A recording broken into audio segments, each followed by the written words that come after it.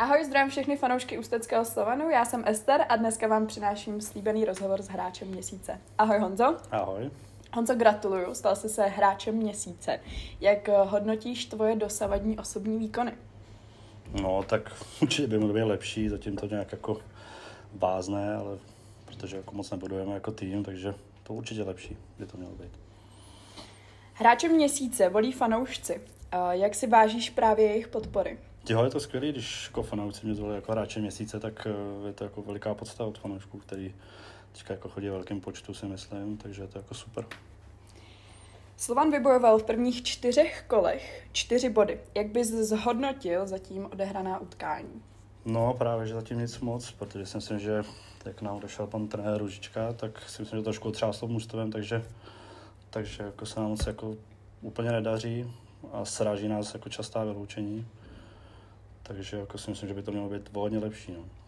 Na to navážeme a vrátíme se k odchodu pana Růžičky. Po 2 kolech vás opustil lavičku Slovanu právě trenér Vladimír Růžička a nyní vede tým Jirka Merta. Jak vnímáš ty i kabina tuhle změnu? Jak už jsem řekl, no, tak si myslím, že to týmem jako otřáslo, ale pan Merta jako nastavil taktiku, tak pokračuje dál, co pan Růžička nastavil.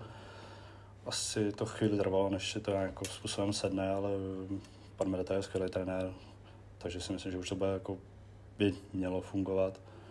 Už tam jako poslední zápas už tomu jako nasvědčoval, že tak jako v těch kolích nastavených jsme jako pokračovali, takže doufám, že to bude dobrý. Ty osobně nastupuješ ve formaci s Martinem Berčíkem a Zdeňkem Petrášem. Jak si rozumíte mezi sebou a jak funguje vaše spolupráce? No tak nevím, no, jako zatím říkám, prohráváme jako tým, takže ta spolupráce by se měla jako mnohem zlepšit. Nějaký body sice děláme, ale furt to nevede jako k bodům týmovým, což je jako zásadní. Takže si myslím, jako, že časem si to snad jako bude to lepší a budeme dělat body a budeme prospěšný tým.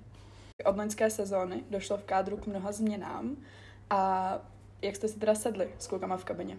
Jo, určitě, když se tým jako dost pozmění, tak chvíli trvá, než si ty 5 najdou k sobě cestu a občas se to prohazuje, takže jako chvíli to trvá, no. Takže, ale myslím si, že za chvilku už by to mělo být jako v pořádku, nebo nějak by to mělo fungovat, tak aby to šlapalo, tak má. V kabině jsou i od těch nejmladších, kteří zrovna vystoupili z juniorky, až po starší, řekněme, veterány. Funguje tam ta kamarádská nějaká spolupráce mezi těma věkovýma kategoriemi krásně. Tak tam nejsou jako žádný asi nějaký rozdíly, jako že by se někdo povyšoval, že je do starší, nebo to všichni jsme si rovni, ale někdy prostě starší hráči musí jako si dupnout, aby ty mladší jako fungovali tak jak se má. Honzo, ty jsi se k přípravě připojil až na konci srpna. Bylo to kvůli zranění, tak byl pro tebe návrat těžký.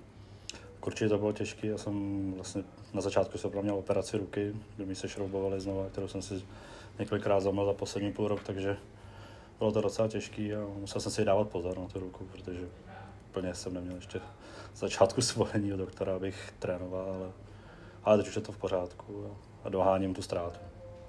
Na první 2 utkání přišlo přes 1000 fanoušků, tak co jim na závěr něco vzkázat?